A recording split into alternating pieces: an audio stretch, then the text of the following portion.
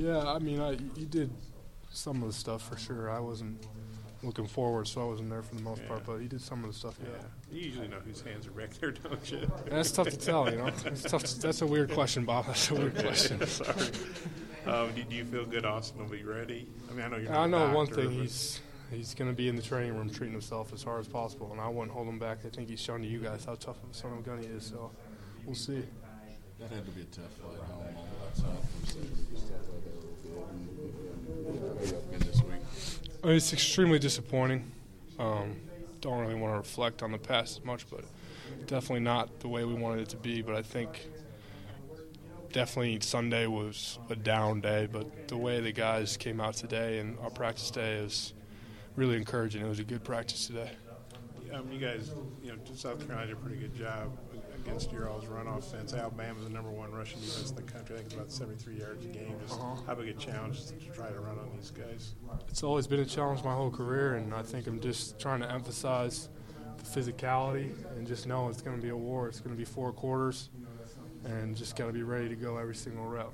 Frank, they got a lot of really talented players up front, and Ron Payne particularly at NASCAR. What have you seen out of him?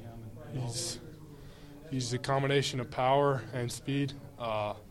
They're all so well coached, so good with their hands, so good with their technique, really good at anchoring. So hats off to their coach because they're all really – it's not just freak athletes. It's guys who are coached really well. Is it frustrating for you guys as an offensive line? There's still so much shuffling going on. Is it hard to get some continued chemistry going? Well, it's obviously not as good as having 5 guys at the same time no matter what, but I think it's not terribly because with offensive line it's more not just 5 guys meshing, it's the whole line room meshing and knowing that anybody can step up.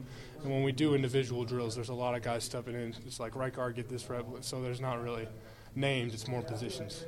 The fact y'all scored 30 points, I mean, I know it's a different year, it's a different team, you got to play their place, but the fact y'all scored 30 points on them last year, I think Austin threw like 400 yards. Does that give you guys something to think about, some positive stuff? I think that gives us optimism, but it's a new year, and that coaching staff, Coach Saban and all of them are going to be preparing and seeing what went wrong there, so I think it's time to focus on this Saturday and not really reflect on that part. Do you feel good that you guys can run the ball on them? I mean, as hard as it probably is going to be. Yeah, I feel like we execute. We decide in our mind that we got to be physical and play the way we're supposed to play. We can't have a chance.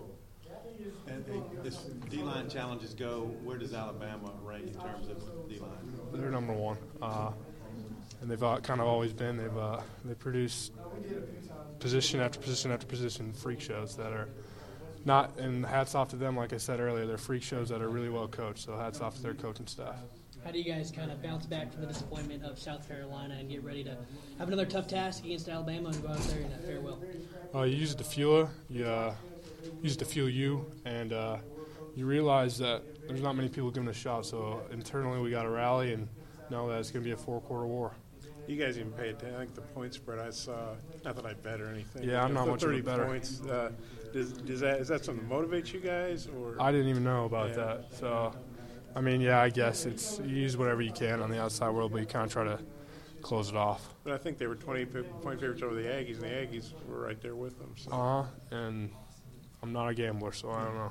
The fact that you guys, obviously went to overtime with A&M and had a shot to beat them, and A&M played Alabama tough. I know it can be tough to compare scores, but is that something you can take, into this game?